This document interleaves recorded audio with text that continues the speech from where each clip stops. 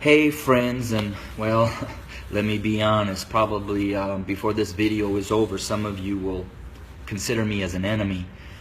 But I wanted to share a couple minutes about my thoughts, not only on the tragedies that we have been experiencing over these past months, and especially these last couple of days with the shootings of our black men, but what I'm coming to learn over my 23-year journey of being a white man, living and ministering amongst my black family here in several inner cities of Chicago.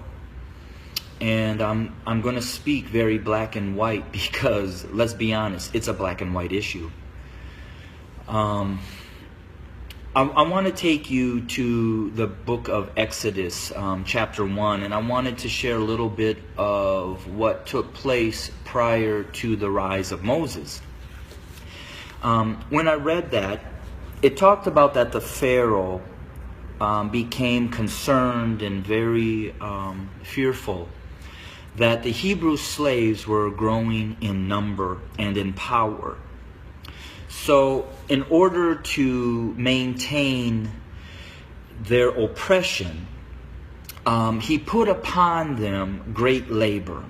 He put upon the Hebrew slaves cruelty to keep them down. However, they still grew. And so he brought together some midwives, and he instructed them that when a Hebrew boy was born, kill him. Well, these midwives did not follow, and the Hebrew slaves continued to grow. Eventually, the Pharaoh became so hatred and towards those Hebrew slaves that he made a decree. He put out an order that male baby boy Hebrew slaves were to be killed by casting them into the Nile River. Let's look at America. We brought blacks into this country as slaves. We never intended them to be anything other than a slave. But they began to grow in number and in power, and eventually they fought their way to some freedom. So we became even more cruel. And to keep our black Americans down, we lynched. But yet they rose. So then we used the welfare system, the criminal justice system, to keep them down, to contain them, to destroy them. But yet they rose, and they're rising. Then we built prisons and jails to hold them. Yet they rose. And so now we are doing exactly what the Pharaoh did at the end, sending out a decree: kill them. So until we admit that when we wrote this Constitution that all men are created equal, that we never intended to include our black brothers and sisters, our nation may end up facing exactly what the Egyptians faced when they refused to let God's people go.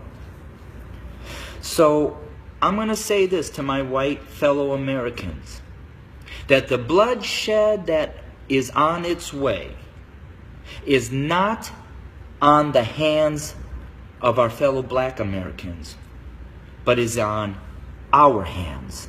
We are the ones that are refusing to let God's people go. We are the ones that are refusing to acknowledge that we do not value our black brothers and sisters as equal individuals or equal Americans as us white men. And to my black brothers and sisters, the racial issues, as I've said, have been there from the very foundation. But why do we see it more? Because there's a shifting.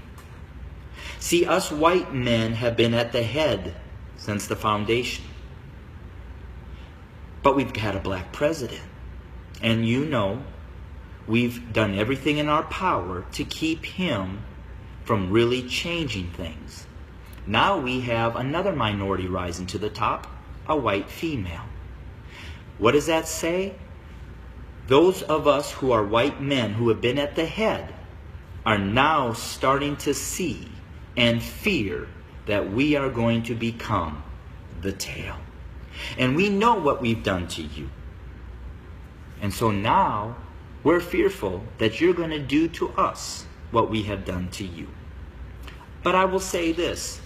I've lived in a black community for 23 years. I've never been treated the way that this country has treated my black Americans. So I call out my white Americans to say we better heed, repent, acknowledge, and change. Because if we don't, I just want to again say this. The bloodshed that we will experience is on our hands, not the hands of our fellow black Americans. I welcome your comments. I welcome your feedback. Hit me up on Facebook or go to my webpage at www.studio2911.org. Again, that's studio2911.org. I don't necessarily know the answer, except for us white Americans need to repent, acknowledge the lies that we have taught, acknowledge our value system of equality. It is not here, and it does not include our black brothers and sisters. And we need to change, and we need to change now.